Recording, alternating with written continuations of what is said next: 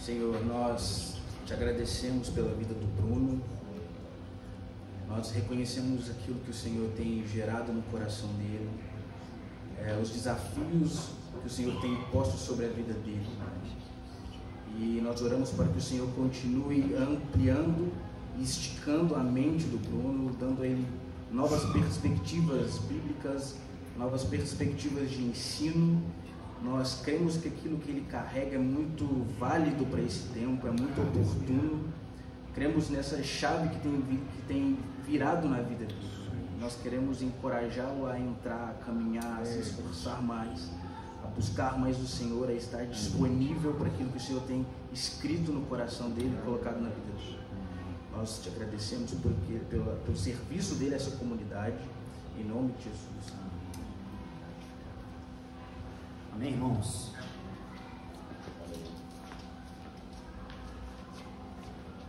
Gente, hoje vamos falar de um assunto novo, né? Um assunto que a gente não está acostumado a falar sobre política. E a gente está na nossa série de cartas à igreja. Então a gente está tentando pegar todas as cartas do Novo Testamento e esmiuçá-las para a gente tirar, obrigado, amigo, para a gente tirar todos os ensinamentos que tem para a igreja. Por quê? Porque as cartas foram escritas num contexto de igreja, né? Eram exortações às igrejas. Então faz muito sentido a gente aprofundar nas cartas. E semana passada a Rebeca falou sobre Romanos de 1 a 8, que fala muito sobre salvação, sobre os meios de salvação, sobre as formas de revelação de Deus, né, na natureza, dentro do coração humano, e a justificação pela fé. Hoje nós vamos falar da segunda parte da carta de Romanos. A gente achou importante separar e falar de duas vezes Romanos, porque é uma das cartas mais importantes do Novo Testamento, é a carta mais comentada na história da igreja. É uma carta que Paulo escreveu em um momento da vida onde ele estava mais maduro na fé, e é um tratado teológico, né? É considerado por muitos teólogos um tratado teológico. E a época que Paulo escreve essa carta é 57 depois de Cristo. Então a gente está tentando seguir a ordem cronológica das cartas. Eu comecei com Gálatas, a gente começou falando na verdade da história da vida de Paulo, depois eu falei sobre Gálatas, que foi a primeira carta, em 49, 50 depois de Cristo, e agora a gente já está no ano 57. E o que estava acontecendo com a igreja neste período? Lembra que lá em Gálatas, quando eu falei de Gálatas, o principal problema da igreja era os judeus. Por quê? Porque a fé começa a ser pregada para os judeus, né? A fé começa a ser pregada de forma de dentro para fora, de Jerusalém, e vai expandindo para os confins da terra. Então, as primeiras dificuldades, os primeiros desafios apologéticos da igreja foram os judeus. Foi tentar mostrar para os judeus que Jesus era o Messias prometido por toda a geração passada deles. E, amigo, apaga, por favor, então esse foi o primeiro desafio, mostrar para os judeus que Jesus era o Messias. Só que Paulo faz a sua primeira viagem missionária por volta de 46, 47 mais ou menos, e quando ele volta, em 50 tem o concílio de Jerusalém, que aí muda a perspectiva. O que começa a acontecer? Paulo começa a ter contato com outras culturas, e aí dá uma bagunça teológica na cabeça dele. Ele começa a ver o seguinte: gente, o que a gente acreditou a vida inteira, que os gentios são povos que tem que ser, que Deus não veio para eles, só que agora o Espírito Santo está sobre eles estão falando em línguas, da mesma forma que nós recebemos. Então isso deu bug, deu tela azul na cabeça dos discípulos, dos apóstolos. Por quê? Porque eles vinham com milênios de tradição e, por causa da falibilidade humana, os fariseus, os saduceus, em vários pontos, eles deturparam muito a lei. Então eles vinham com um conhecimento prejudicado naquele momento. E Jesus teve que, no Sermão do Monte, refazer muita coisa. Não, vocês ouviram isso, eu vos digo isso, essa é a verdade, essa é a forma correta. Então eles começaram a ter outros problemas, não só com o judaísmo agora, mas os problemas agora com os gentios, de adequar a visão teológica deles para aquela nova realidade que eles estavam experimentando. Gentios falando em línguas, gentios se convertendo, como assim, né? E aí o concílio de Jerusalém é exatamente para isso, para eles tentarem discutir, olha, então o que cabe para os gentios e o que cabe para os judeus? Os gentios precisam se circuncidar? Os gentios precisam cumprir a lei de Moisés, guardar o sábado? esse foi o teor do Concílio de Jerusalém. Então, nesse momento aqui que Paulo escreve aos Romanos, o conflito já é outro. Já não são só os judeus, já não é só mostrar para os judeus que Jesus é o Messias, mas adequar a teologia àquela nova realidade. Não adequar, mas trazer a verdade à tona, né? Porque os próprios humanos que deturparam muito da revelação de Deus ao longo da história. Então é isso que estava acontecendo. Esse era o contexto da fé cristã, da igreja nesse período. Já em 57, gente, já tinha 27 anos que Jesus já tinha se assunto ao céu. Já tinha ressuscitado e subiu aos céus. Então, já tinham se passado 27 anos. Muita coisa aconteceu nesses 27 anos. Então é outro contexto, é outra realidade. E Romanos, a partir do capítulo 8, a partir do 9, na verdade, que a Rebeca falou que é o 8, a partir do 9, Paulo começa a falar, por exemplo, do 9 ao 11, fazendo um panorama geral, ele começa a falar sobre a soberania de Deus. Ele começa a falar que Deus é soberano para escolher um povo para si, que no caso é o povo judeu, e mostrando exemplos de como Deus é soberano, né? Que ele já tinha escolhido o povo de Israel já no ventre de Sara, né? Quando nasce, de Raquel, na verdade, quando nasce Esaú e Jacó, Deus já tinha escolhido Jacó como povo de Deus, como nação. E no capítulo 12 ele fala sobre o amor. Ele começa a falar sobre o amor. E o interessante é que no capítulo 13 ele vai falar sobre políticos. Então eu acho que foi proposital ele começar a falar de amor antes, que a gente odeia tanto político, né? Então eu acho que ele tentou forrar o coração dos... E naquela época era pior que hoje, viu, gente? Naquela época, falar de um político naquela época era falar de um déspota, literalmente. Era falar de alguém que estava queimando cristãos na praça pública. Então, falar de político, eu acho que Paulo quis forrar o coração dos discípulos, falar o seguinte: gente, a nossa bandeira é o amor, viu? Porque eu vou falar de política agora um pouco, mas então a nossa bandeira é o amor. A gente tem que amar até os nossos inimigos, viu, gente? Vamos lembrar disso? E depois ele começa a falar das autoridades, no capítulo 13. E no capítulo 14 e 15, ele fala sobre os fracos na fé, de como a gente lidar com aquelas pessoas que estão entrando na fé, né? A questão de comer carne, se isso escandaliza um irmão, é melhor não comer, né? O mais experiente, o mais maduro, é aquele que abre mão dos seus direitos.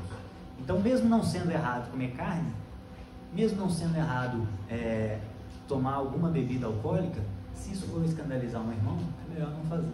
É isso que o maduro faz. E então Paulo fecha a carta nesse teor. E nós vamos dar um zoom agora no capítulo 13. Abre comigo aí, por favor. Romanos capítulo 13, que ele vai falar sobre governantes. E a gente está num período de eleição, a gente acabou a nossa escola sobre política, e eu achei importante, como a gente ia falar exatamente desse... Deus é soberano, né? A gente ia falar de Romanos, na segunda parte de Romanos, que tem sobre política, então achei por bem trazer esse assunto também para os irmãos que não puderam participar da escola. Gente, vamos ler o capítulo 12 antes, só para vocês entenderem como que Paulo forrou o coração dos seus ouvintes. Olha só, verso 18, 12 e 18. Façam todo o possível para viver em paz com todos. Isso tem a ver com política, gente? Tem a ver com rede social hoje? Tem a ver com Instagram? Tudo a ver, né? Façam todo o possível para viver em paz com todos. Amados, nunca procurem vingar-se. Tem a ver com política, gente? Mas deixem com Deus a ira, pois está escrito: minha é a vingança, eu retribuirei, diz o Senhor. Ao contrário, se o seu inimigo, inclusive aquele que você acha, né, que é o inimigo político, que não é inimigo, se o seu inimigo tiver fome, dê-lhe de comer, se tiver sede, dê-lhe de beber. Fazendo isso, você amontoará brasas vivas sobre a cabeça dele. De tanto amor que você vai dar para ele, ele vai ficar: nossa Deus, não é possível, eu odeio essa pessoa, mas ela não me odeia, como assim? Isso é amontoar brasas vivas sobre a cabeça dela. Ela vai ficar sem entender por que você ama ela, sendo que ela te odeia, te xinga de coxinha, de petralha, sei lá, qual o adjetivo que eles dão pra gente, né? Essa é antiga, né? E hoje já está em outro, né? A coxinha é antiga. Não se deixem vencer pelo mal, mas vençam o mal com o bem. Esse é o melhor conselho para épocas de eleição.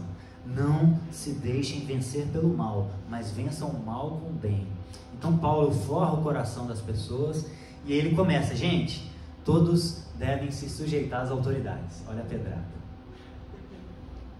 Todos devem sujeitar-se às autoridades governamentais, pois não há autoridade que não venha de Deus.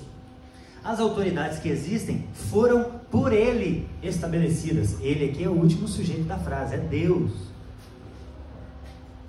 Portanto, aquele que se rebela contra a autoridade está se colocando contra o que Deus instituiu. E aquele que assim procedem trazem condenação sobre si mesmos. Pois os governantes não devem ser temidos, a não ser pelos que praticam o mal. Você quer viver livre do medo de autoridade, da autoridade? Pratique o bem, e ela o enaltecerá, pois ela é serva de Deus para o seu bem. Mas, se você praticar o mal, tenha medo, pois ela não porta a espada sem motivo. É serva de Deus, agente de justiça, para punir quem pratica o mal. Portanto, é necessário que sejamos submissos às autoridades, não apenas por causa da possibilidade de uma punição, mas também por questão de consciência. É por isso também que vocês pagam impostos. Outro assunto espinhoso. É por isso que nós pagamos impostos, pois as autoridades estão a serviço de Deus, sempre dedicadas a este trabalho. Deem a cada um o que lhe é devido, se imposto, imposto, se tributo, tributo, se temor, temor, se honra, honra. Vamos orar, irmãos? Pai, forra o nosso coração com o teu amor. Forra o nosso coração, Pai, para que saia de dentro de nós todo medo, toda idolatria, toda visão distorcida, Paizinho, sobre esse assunto que nós enfrentamos nos nossos dias. Então nos ajuda, Pai, forra o nosso coração com amor por todos, por aqueles que a gente gosta, por aqueles que a gente não concorda, por aqueles que a gente convive, por aqueles que a gente não convive. Forra o nosso coração com amor, Pai, para que sejamos teus filhos e que o mundo creia que o Senhor foi enviado através do nosso exemplo. Nos ajuda a entender a sua palavra, nos ajuda a entender esse assunto tão complexo, espinhoso e polarizado nos nossos dias, mas está na sua escritura, então precisamos falar dele e com sabedoria, Pai, com discernimento, com temor, em nome de Jesus. Irmãos, Paulo começa a falar das autoridades governamentais, então ele está falando de política de fato e também de políticos. O termo autoridade aqui tem a ver não com uma pessoa específica. Paulo não tem uma pessoa específica em mente, apesar que uma pessoa exerce a autoridade. Mas quando ele fala para sujeitar as autoridades, o termo é mais amplo. O termo tem a ver com normas, tem a ver com normas estabelecidas. Não tem a ver só com uma pessoa. O termo é mais abrangente, tem a ver com normas. E o primeiro ponto que ele fala é que essas autoridades são estabelecidas por Deus.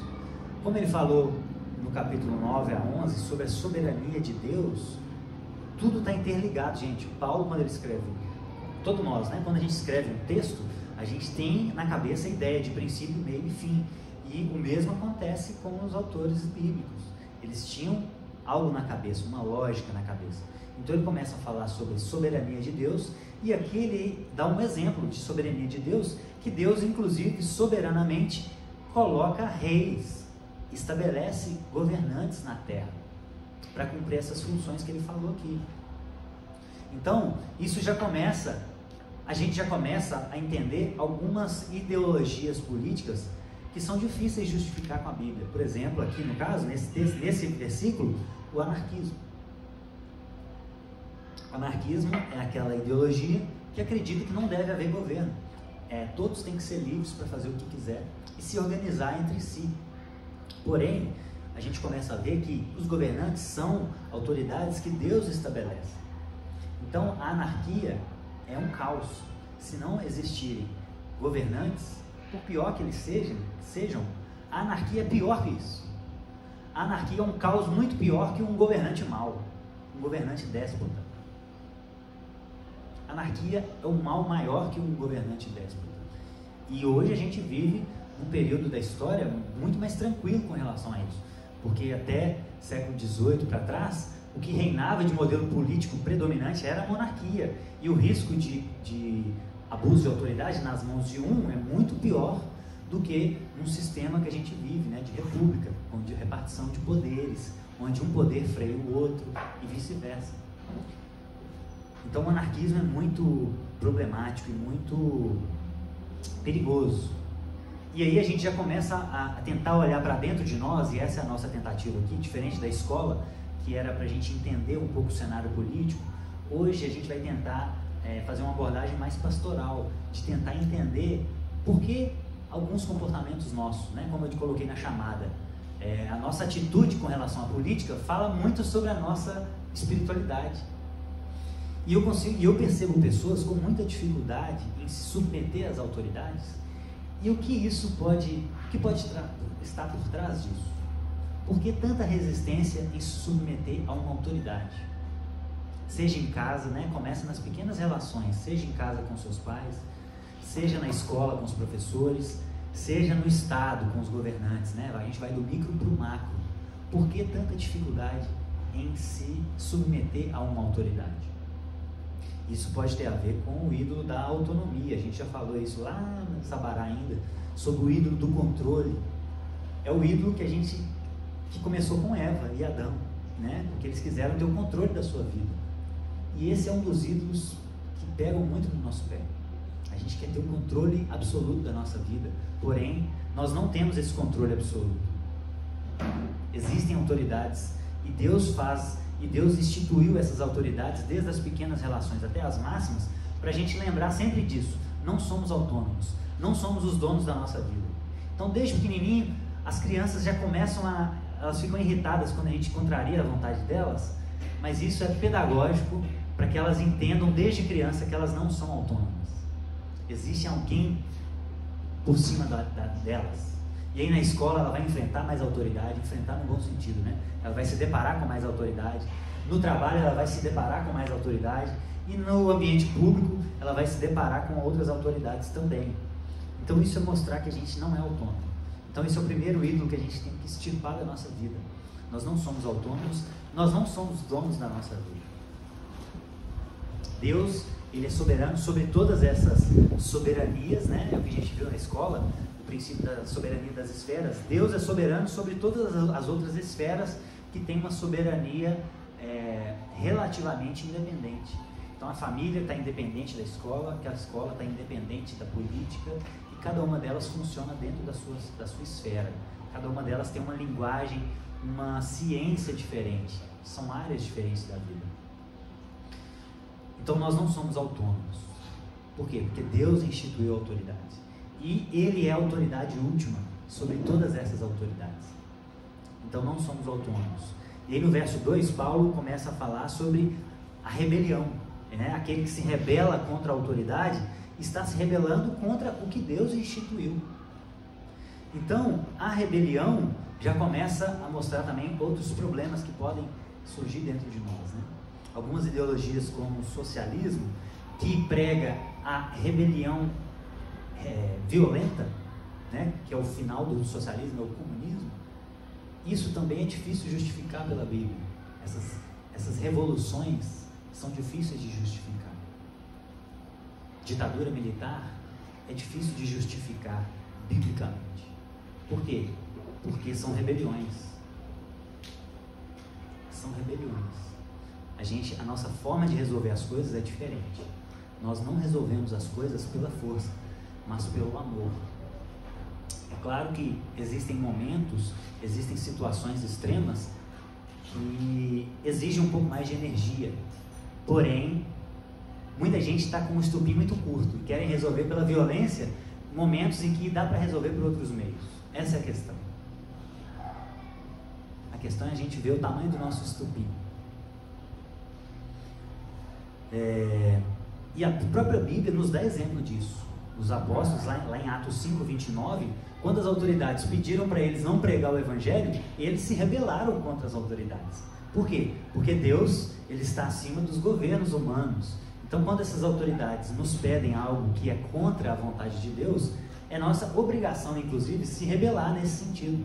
Eles não fizeram luta armada para destituir o governo, mas eles desobedeceram, simplesmente. Continuaram a pregar o evangelho, mesmo sofrendo todas as consequências, que a gente sabe que eles sofreram. Então, essas são as exceções, mas como regra, nós trabalhamos com outra mentalidade, com outra forma de atuação. E aí no verso 4, Paulo fala sobre a espada, porque a autoridade é serva de Deus para o seu bem, mas a gente não deve temer ela se a gente pratica o bem, mas se a gente pratica o mal, porque ela é serva de Deus, agente de justiça para praticar o mal. Não é sem razão que ela porta a espada, né? Ele fala isso no verso 4. E a espada aqui é um sinal de força. Naquela época não existia revólver, né? Naquela época a espada era a arma. Essa era a arma daquela época. Então a espada também fala de um poder limitado do governo. O governo humano, ele não tem toda a autoridade sobre todas essas outras esferas que a gente falou. O governo tem uma atuação específica. Isso também o socialismo, que é outra ideologia, que entende que tudo tem que estar na mão do governo. Esse é um outro problema de justificar biblicamente. Por quê? Porque o governo ele tem uma atuação limitada na vida pública. Ele pune o mal e enaltece o bem. É claro que existem várias formas de punir o mal, mas de uma forma mais generalizada, essa é a principal função do Estado. Ele pode ter outras formas de punir o mal, não com a violência, por exemplo, mas ele pode criar leis para evitar que o mal seja instalado, por exemplo. Mas isso, no mínimo, delimita a ação governamental. No mínimo, delimita a ação governamental. E ele fala também sobre vingança. E aí no capítulo 12, ele fala sobre vingança, né? Ele já começa a falar, gente, não vinguemos, não vamos responder o bem com o mal. Deixa a vingança com Deus. Por quê? Porque Deus é quem vinga. E aqui ele começa a falar que o Estado é o vingador. Então Deus institui o Estado exatamente para cumprir essa missão de vingança. O Estado tem essa prerrogativa de punição, mas também, como a gente falou antes, da exceção, existem exceções. No caso, por exemplo, de legítima defesa. Se você estiver na sua casa e um indivíduo quiser abordar, pegar a sua esposa e a sua filha, você tem a prerrogativa de proteger essas vidas, inclusive com o uso da força. Essas são as exceções, mas como regra geral, cabe ao Estado essa função. Isso fala pra gente sobre várias coisas também. Mesmo se você estiver nesse lugar, nessa posição de legítima defesa, você também tem que moderar a sua força. Porque também muita gente usa isso como argumento para dar vazão ao seu ódio, né? E matar sem necessidade, por exemplo.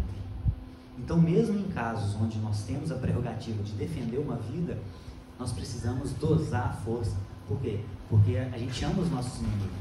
A gente só quer proteger os inocentes. A gente não quer matar aquela pessoa. A gente não tem prazer em matar aquela pessoa. Ou não deveríamos. Não deveríamos ter. E a gente tem visto que muita gente parece que quer usar isso como uma forma de dar vazão ao seu ódio. Não, eu quero matar mesmo. O lugar dessa pessoa é morta. Não é.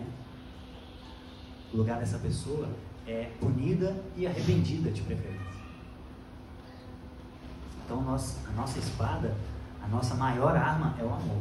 A nossa bandeira é o amor. Nós não atuamos nessas esferas. E aí no verso 4 também ele fala sobre o agente de justiça. Em outras traduções está ministro vingador. E a palavra aqui é diácono. Paulo está falando que o Estado é diácono de Deus. Ele serve a Deus com essa função. Então o governante é um diácono.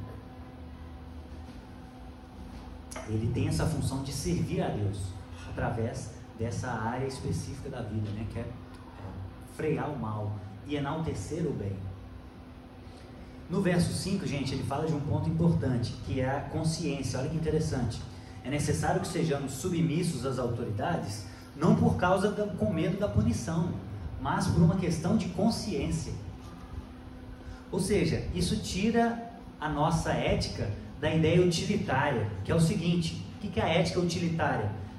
É a ética que a gente vai fazer o bem quando aquilo for útil. O certo é aquilo que é útil para nós.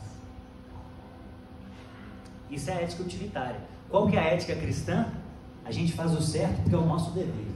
A gente não começa a ficar fazendo contas se isso vai ser útil ou se não vai ser útil, se vai me beneficiar ou se vai me prejudicar. Nós falamos a verdade, por exemplo, mesmo quando isso nos prejudica, né? Eu tenho um exemplo que eu dou várias vezes quando eu falo desse assunto, que é uma vez que eu estava num processo que bateram no meu carro na rua, a pessoa fugiu, o caminhão fugiu, não era você não, né, Diego? O caminhão fugiu, e aí anotaram a placa e levaram lá na casa do Júlio. Era lá na casa do Júlio ainda, a gente estava num congresso lá com um alemão. E aí eu entrei no Pequenas Causas para tentar reaver esse dano, né? Ficou quase R$1.000 de conserto. E aí no dia da audiência eu perdi a hora e cheguei atrasado. Cheguei lá, a moça estava sozinha, já estava fechando o tribunal, e ela perguntou: olha, já foi encerrada a sessão, deu 15 minutos, a gente manda todo mundo embora, se não veio nenhuma das partes, então você vai ter que pagar as custas processuais, a não ser que você tenha uma justificativa, a não ser que você estivesse trabalhando, por exemplo, consiga demonstrar isso. E de fato eu estava trabalhando nas minhas coisas. Eu não estava numa academia com carteira assinada, combatendo um cartão, mas eu estava trabalhando. Mas eu não atrasei porque eu estava trabalhando, eu atrasei porque eu perdi a hora. E aí nesse momento, em um segundo, vem aquela coisinha, né? Arruma uma desculpa, seja utilitarista agora, vai ser bom para você. E aí o Espírito Santo do outro lado, ele fala: olha, é seu dever falar a minha verdade, mesmo que isso te prejudique. E aí, pela graça dele, eu consegui falar a verdade. Falei: olha, eu atrasei, eu perdi a hora mesmo. Então pode dar sequência aí que você tem que fazer. Só que nesse momento alguém falou atrás de mim: ô fulana, aí era a juíza. A juíza estava passando atrás de mim na hora e falou assim: olha, eu vi aí, ele falou a verdade, então pode considerar, ele isenta ele das custas processuais. Então assim, no meu coração eu falei a verdade mesmo estando disposto a pagar o preço. Mas Deus naquele momento, pela graça dele, me abençoou também. Mas ele poderia não ter abençoado, ele poderia ter pagado o preço, como outras vezes já aconteceu. Você derruba, às vezes vai colocar a moto, derruba uma moto sem querer, aí você começa a olhar para o lado, fala: não, ninguém viu, né? E aí eu deixei o cartãozinho no meu telefone, na moto do cara, daí a pouco a pessoa me ligou. Eu saí, daí a pouco a pessoa me ligou. E aí ele falou, aí eu fui lá nele e falou: cara, eu falei: nossa, eu deixei o telefone porque eu esbarrei na sua moto, ela caiu, aí o retrovisor quebrou, mas aí me fala quanto que fica. Ele falou: cara, eu nunca vi isso, meu Deus, o cara quase me abraçou. Mas aí eu tive que pagar. Na verdade ele falou assim: não, isso aqui custa, mas ele ainda me deu um desconto. Ele falou: não, isso aqui original uns R$45, me dá R$10 que eu compro um paralelo, isso é gente boa. Mas eu tive que pagar R$10, mas paguei. Mas nem sempre isso acontece. Então a nossa ética, ela não é utilitarista, ela é a ética do dever. Nós fazemos a coisa certa porque é o certo, não porque vai trazer benefícios, ou fazemos errado porque ou deixamos de fazer o errado porque vai nos trazer malefício. Nós deixamos de fazer o que é errado porque é o certo a se fazer. Essa é a ética cristã. Então a gente faz por questão de consciência. Nós nos submetemos, nós pagamos impostos por uma questão de consciência, não por uma questão de medo, de punição, se a receita vai nos pegar, né? A gente é verdadeiro não com medo da receita nos pegar, a gente é verdadeiro porque isso está dentro de nós. Então quando a gente está lá preenchendo o nosso imposto de renda, a gente é verdadeiro, porque a verdade está dentro de nós. O pai da mentira não é o nosso pai, nós somos verdadeiros, por isso, por uma questão de consciência. E aí no verso 6 ele cita os impostos, né? E aí a gente já vê outras ideologias políticas, como por exemplo o liberalismo, o libertarianismo, que chegam a dizer que o imposto é roubo. Vocês já ouviram essa? Existe essa linha política que acredita que o imposto é roubo e que tudo que a gente puder fazer para sonegar o imposto é o verdadeiro, o certo a se fazer. Por quê? Porque o imposto na cabeça deles o Estado está se apropriando de algo que não é dele. Então essa ideologia entende que o imposto, qualquer imposto é roubo, e nós temos a obrigação de sonegar o máximo possível. É o extremo oposto do socialismo, que acredita que tudo tem que estar na mão do Estado. Essa é a outra ponta. Não deve existir Estado. Nós temos que ser livres totalmente, porque nós somos donos de nós mesmos, né? É outro problema, biblicamente, de se justificar. Jesus, em Lucas 20, 22, ele pagou o imposto dele. Tirou da boca do peixe, mas ele pagou o imposto dele. E ele também, em Lucas 23, 2, ele foi acusado, uma das acusações contra Jesus no tribunal era exatamente essa. Nós pegamos ele impedindo de pagar imposto. Ou seja, eles tentaram pegar Jesus exatamente nesse ponto, mas Jesus foi irrepreensível, ele pagou o seu imposto, mesmo sabendo que era injusto, que era excessivo. Por quê? Porque a nossa bandeira é o amor. A nossa forma de resolver as coisas é diferente. E os judeus, gente, eu tenho um livro em casa que chama A Cultura nos Tempos de Jesus. Eu falei, nossa, tem que saber como é que é o imposto lá nessa época. Preciso entender como é que era o imposto, mas porque como que Paulo fala que a gente tem que pagar imposto, como é que era a realidade de impostos na época de Jesus? Os judeus basicamente pagavam três tipos de impostos, mas tinham um outro parasita. É basicamente isso. Então eram 3 impostos e um parasita. Eles pagavam um imposto para Roma, um para Herodes, é como se fosse um para o governo federal, né? Um para o governo estadual e outro para o prefeito, né? O templo. Então eram 3 esferas de impostos. E o parasita eram os publicanos. Porque os publicanos eram os responsáveis pelo Estado, eles eram os contratados pelo Estado para cobrar os impostos. E Roma, gente, é uma jogada de mestre. Ele só contratava os publicanos judeus. Por quê? Primeiro, porque para se revoltar é muito mais difícil, né? Eu me revoltar contra alguém que é do meu povo. Por outro lado, isso gerava uma outra revolta, que os judeus olhavam e falavam assim, esse povo está oprimindo a gente, e você vai servir eles? Por isso que os publicanos eram tão odiados. Por isso que os publicanos eram tão odiados, porque eles estavam sob o jugo de Roma, e existiam judeus que passavam para o lado deles para trabalhar para eles cobrar imposto. E existia um imposto, né, de fato, que era a taxa sobre mercadoria.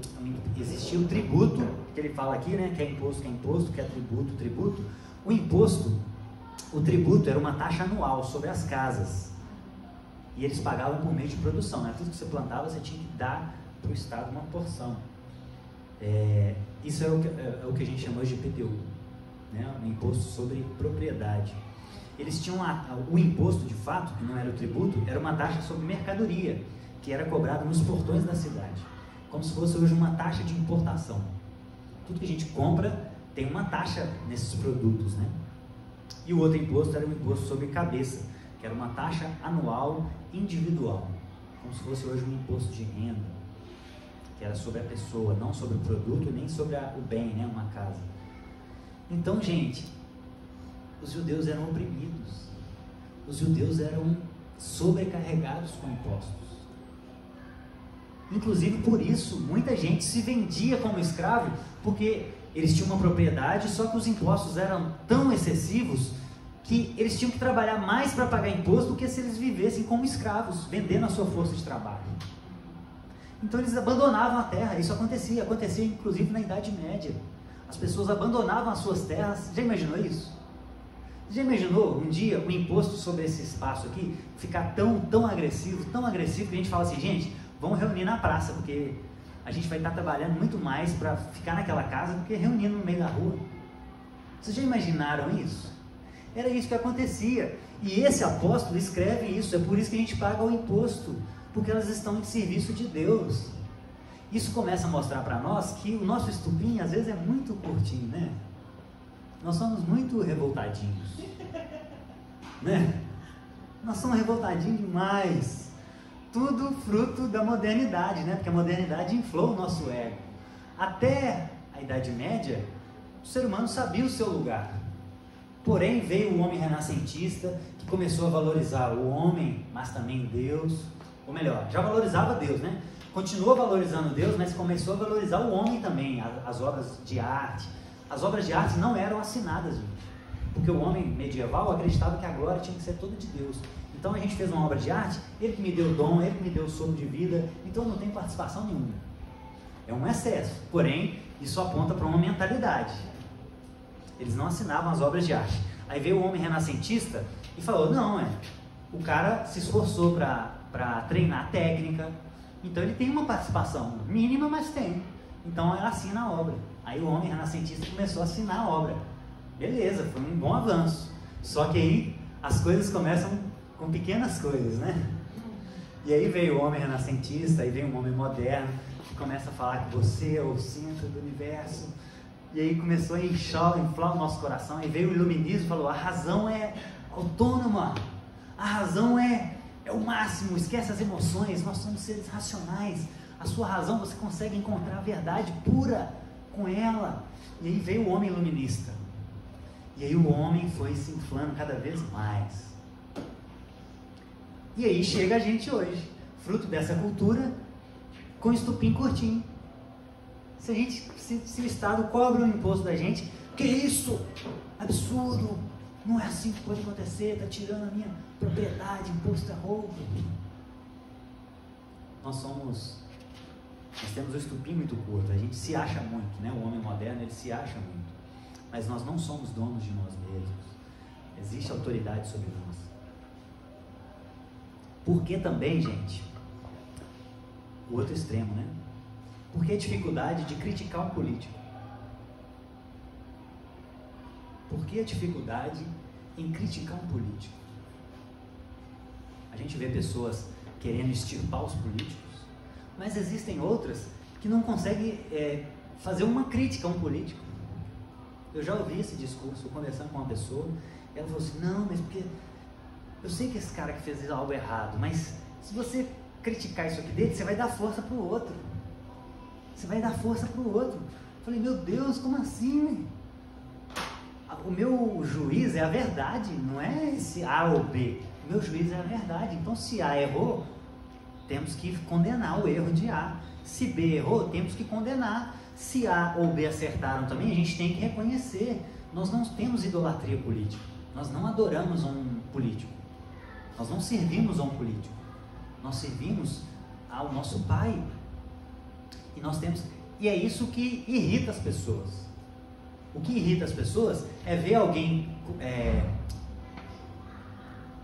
apoiando um candidato, mas não é capaz de reconhecer um erro do seu candidato. É isso que irrita. A gente tem que ser imparcial. Ser imparcial não é você ter um posicionamento político. Ser imparcial é você saber reconhecer os erros e acertos do seu ou do outro candidato. Isso é ser imparcial. É isso que as pessoas estão querendo ouvir. Agora, se você defende uma pessoa e não consegue reconhecer um erro dela, isso não vai ajudar no debate político, isso não vai ajudar as pessoas a aprenderem mais sobre política. Isso vai só gerar, olha lá, tá vendo? Olha lá. Como é que defende essa pessoa o tanto que roubou? Como é que defende essa pessoa, o que ele fala? Entenderam? A gente tem que ser coerente. Isso é imparcialidade genuína. Não existe imparcialidade absoluta. Não existe você... nós temos valores. Em algum momento, um político pode defender esse valor ou não. E em outro momento, pode ser outro político ou não. O que nós temos que ter é coerência e imparcialidade nesse sentido. Saber reconhecer erros e acertos. Isso sim. Isso é uma forma de educar a nossa sociedade politicamente. Agora, a outra dificuldade, essa é a idolatria, né? Idolatrar uma pessoa. A outra dificuldade da gente criticar um político pode ser por uma questão materialista. A gente acha que a resolução dos nossos problemas são só materiais e a gente acha que só quem pode fazer isso é aquele candidato. Aí a gente tem dificuldade de criticar ele, por quê? Porque ele é o nosso ídolo, porque nós somos materialistas. Ele vai resolver o problema da fome, da seca, ele que vai resolver. Nós não temos algo soberano sobre nós, não existe Deus. Esse é um outro problema, é a pessoa materialista, que acha que esse político vai resolver os nossos problemas materiais. Ele pode ajudar, debaixo da soberania de Deus, mas ele não vai resolver os nossos problemas. Ele é servo, ele contribui, mas ele não resolve. Então, gente, a minha conclusão sobre esse assunto é que a fé cristã, ela, como a gente viu na escola, ela não tem uma ideologia com um termo. A fé cristã não tem isso. Ideologia, inclusive, é um termo pejorativo. É quando a gente pega algo da criação e coloca como algo divino. Isso é ideologia. O liberalismo, o libertarianismo coloca a individualidade, a liberdade como algo absoluto. Isso é idolatria. O outro extremo, os socialistas, os comunistas, colocam o Estado, a coletividade como algo absoluto. Também é um extremo. Também é um extremo. A gente é imagem de Deus, nós temos valor único, como ser humano único também. Então a fé cristã, ela traz valores que abarcam quase todas as ideologias políticas, tem algo bom para a gente pegar. Então a fé cristã não é uma ideologia com um nome. Nós temos que cuidar do bem-estar comum, ao mesmo tempo que preservar valores absolutos e imutáveis. Então, na prática, eu acho que o cristianismo está mais próximo de duas visões que estão mais ao centro do espectro político, que é a social-democracia e o conservadorismo.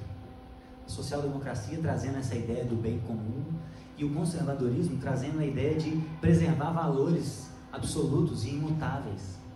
Então existem coisas que nós temos que conservar, existem coisas que nós temos que progredir. Não há contradição entre conservador e progresso, conservar e progredir, depende do assunto. Algumas coisas nós temos que preservar, outras nós temos que progredir. Isso é a fé cristã. E muito cuidado para a gente tentar enxergar. Esse foi o auge assim, da nossa conversa lá com o Kaká.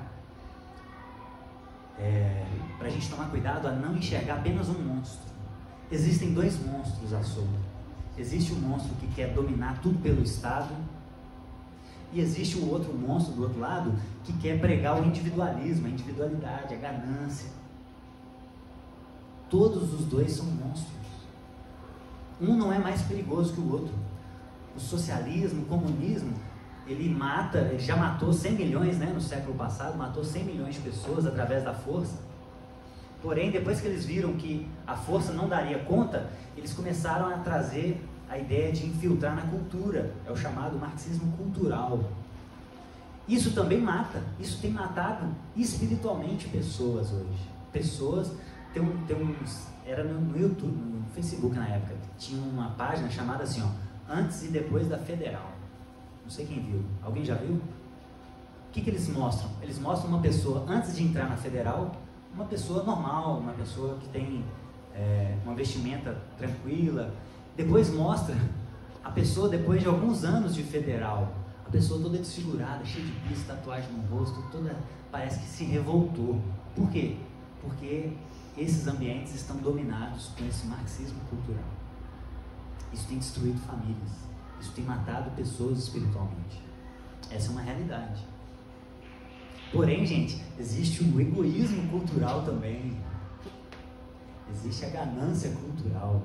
E aí esse outro lado aqui tende a defender mais esse lado, né? Os libertários, o liberal, ele tende a deixar tudo livre para que você possa fazer o que você quiser. Isso é um problema estrutural também. Essa ética não existiu sempre, não sempre existiu. Essa ética egoísta surge inclusive na modernidade. E o termo é exatamente isso, egoísmo ético. É a linha ética que defende que você tem que cuidar dos seus interesses. Isso já é estrutural também. Isso mata pessoas na exploração do trabalho delas. Empresas que estão visando esse acúmulo, elas oprimem os seus funcionários. Isso existe também. Isso não é só conversa do outro lado. Isso existe. Existem extremos? Existem. Existem casos que o funcionário que está inventando? Existem. Mas essa é uma realidade que a gente não pode negar. Existem países querendo dominar outros para usurpar os seus bens materiais, os seus... Existe. Isso é estrutural também. Então nós temos que olhar de uma forma ampla a nossa vida, o nosso cenário político. Não existe só um monstro. Existem dois. E os dois são combatidos pela Escritura. A Escritura quer conservar valores absolutos e imutáveis, ao mesmo tempo que ela quer conservar o bem-estar comum. E o acúmulo é um impedimento a isso. O acúmulo mata. E Jesus, gente, ele chamou um revolucionário e um conservador, vocês sabiam? Os zelotes naquela época, gente, era como se fossem os revolucionários hoje, comunistas. Os zelotes, eles queriam destituir o Estado pela força. Isso eram os zelotes. E Pedro era o zelote. Por isso que ele andava armado. Por isso que ele decepou a orelha de Malco. Porque a hora que ele viu, é agora a revolução? É agora! Uau! E Jesus falou, opa, a nossa bandeira é outra. Calma, você está no processo de discipulado ainda. Essa não é a nossa bandeira. Mas Jesus também chamou aquele que trabalhava para o Estado, que era o conservador, que queria manter o status quo do Estado, que era Mateus. Então Jesus chamou os dois. Os dois são apóstolos. Os dois foram apóstolos. Por quê? Porque Jesus é coerente, ele consegue enxergar uma motivação boa de um lado, uma motivação boa do outro, e ele faz uma síntese perfeita, né? Então, muito cuidado com jargões, muito cuidado com ideias que tentam fechar a fé cristã em termos políticos. Não tem como. Não tem como. Quem dirá né? Um é impossível. Você pode falar, olha, o cristianismo está mais próximo disso aqui, esse outro aqui tem um pouco de cristianismo desse lado, esse outro tem um pouco desse. Não tem como a gente fechar a fé cristã. A fé cristã é muito mais ampla. E eu queria ler, finalizando, 2 textos com vocês. Primeiro, 2 Coríntios, capítulo 5. Mesmo Paulo que escreveu Romanos, olha o que ele escreve em 2 Coríntios, capítulo 5, verso 17.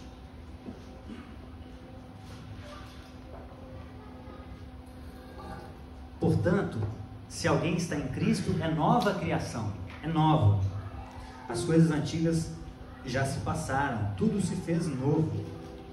Tudo isso vem de Deus, que nos reconciliou consigo mesmo por meio de Cristo e nos deu o ministério da reconciliação. Essa é uma palavra muito importante para os nossos dias e para o cenário político. Ministério da reconciliação. O nosso ministério no cenário político é de reconciliação, não só no cenário político, né? A gente está reconciliando o céu com a terra, e a gente tem que reconciliar uma dessas esferas também, que é a política. Ou seja, Deus em Cristo estava reconciliando consigo o mundo, não levando em conta os pecados dos homens, e nos confiou a mensagem da reconciliação. Portanto, gente, nós somos embaixadores de Cristo, como se Deus estivesse fazendo o seu apelo por nosso intermédio. Nossa, nós somos embaixadores de Cristo. Então nós estamos representando a nossa pátria celestial. Nós devemos e podemos respeitar a nossa nacionalidade, a nossa bandeira. Isso é justo. Mas a nossa pátria, ela é muito maior. A nossa pátria é última. Quem a gente está representando, os valores da pátria que nós representamos, são celestiais. E nós estamos aqui exatamente com essa mensagem de reconciliação. Nós somos embaixadores do ministério da reconciliação celestial. Nós somos representantes desse ministério aqui na terra. E por que Jesus critica a revolta? Por quê? Porque é muito mais fácil se revoltar. É muito mais fácil se revoltar para inchar o Estado de um lado, ou se revoltar para acabar com o Estado do outro lado. É muito mais fácil. Difícil é ser um ministro da reconciliação aqui na terra. Isso é difícil. Por quê? Porque tem que fazer as coisas da forma certa. E isso é a longo prazo.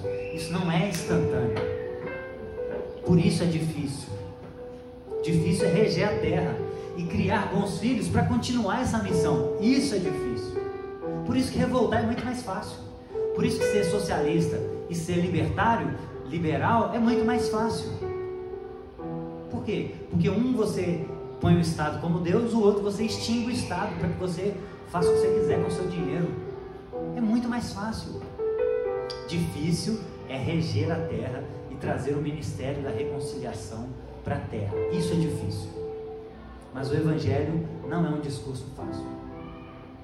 O Evangelho não é algo fácil.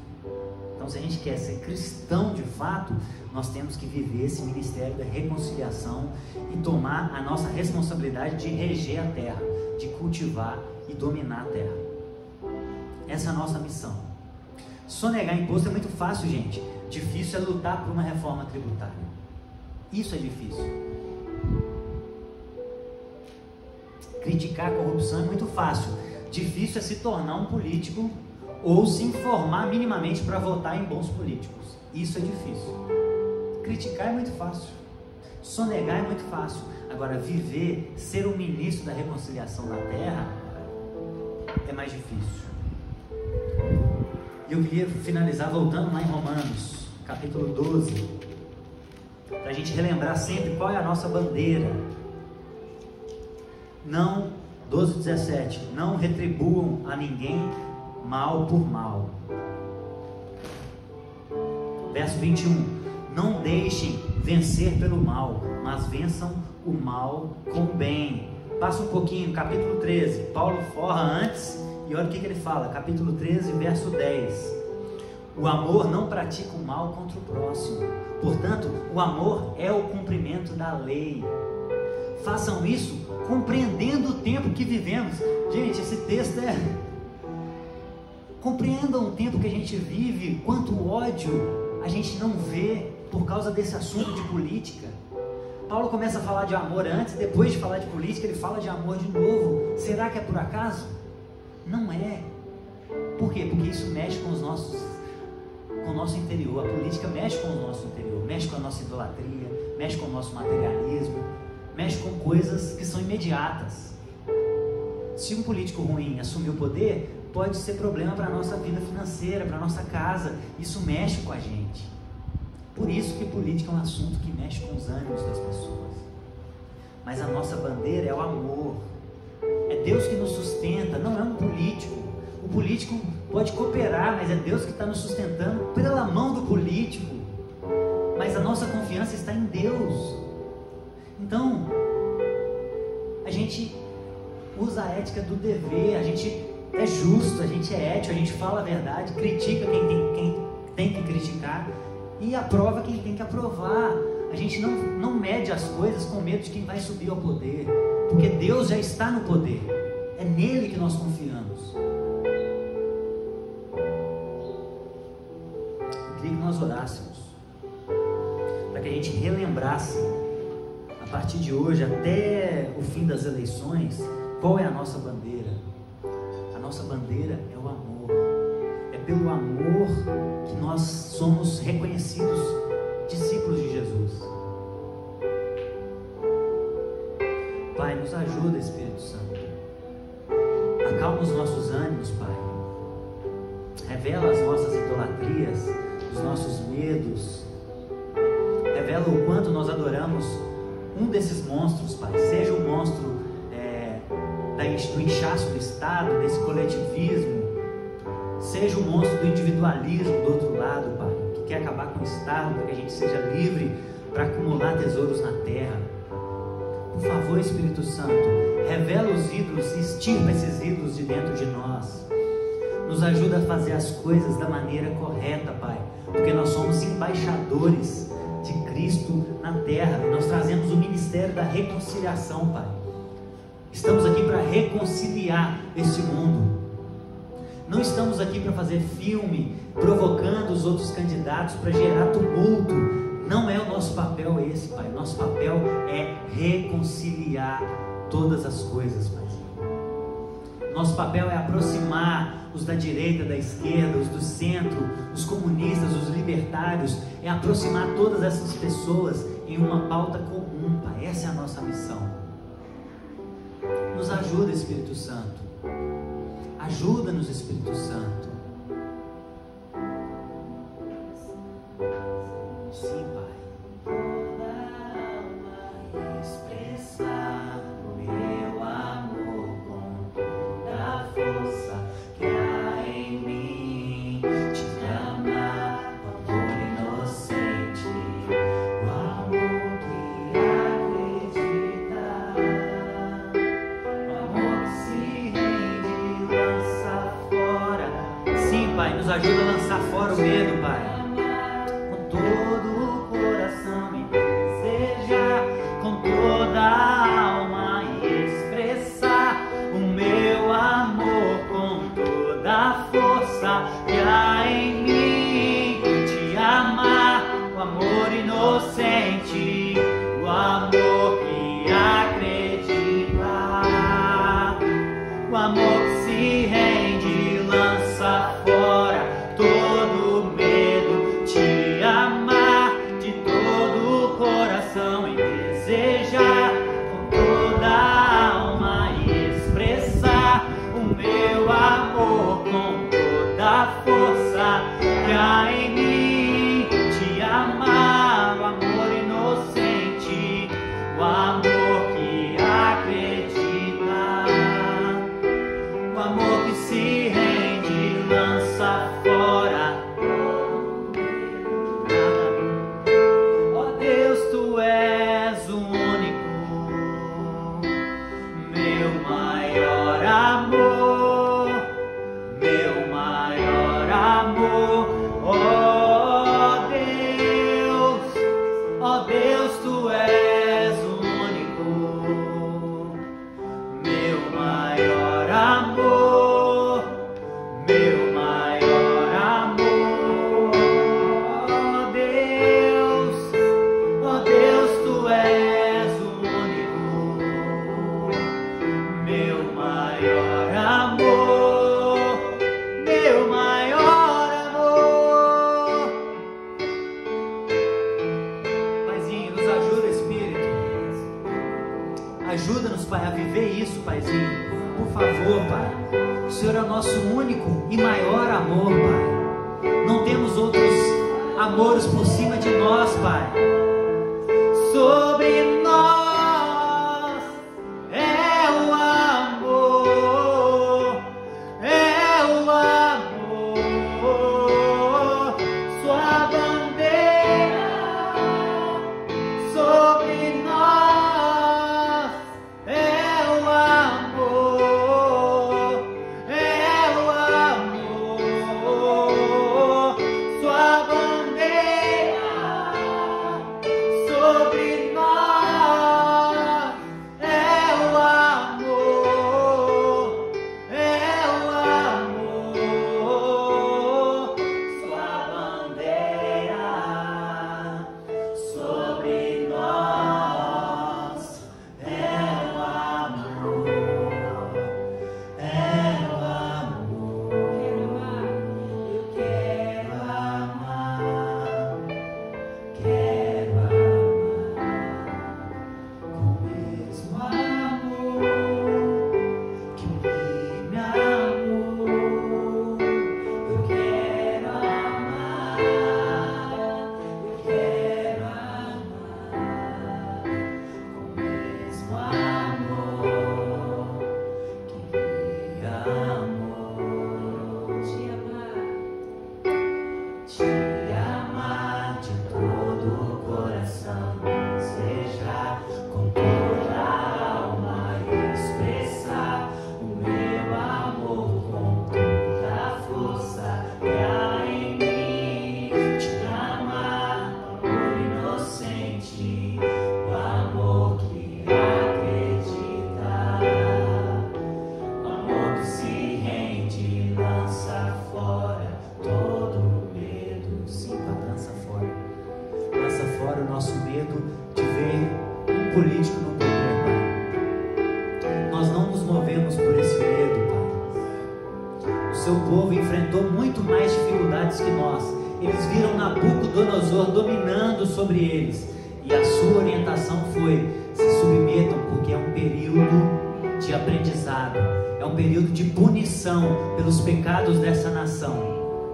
Porque o Senhor é soberano, Pai, para instituir reis para o nosso bem, mas também para instituir reis para a nossa punição, Pai, para o nosso aprendizado com as nossas pequenas corrupções, que são apenas um espelho daqueles que estão lá em cima. Então nós não nos movemos pelo medo, Pai, nós nos movemos pelo amor. E é isso que nós queremos, Paizinho, transformar essa sociedade pelo amor. Queremos divulgar o seu amor através de nós, Pai. Então nos ajuda para isso, nos ajude nessa dura e difícil missão. Em nome de Jesus. Amém, meus irmãos?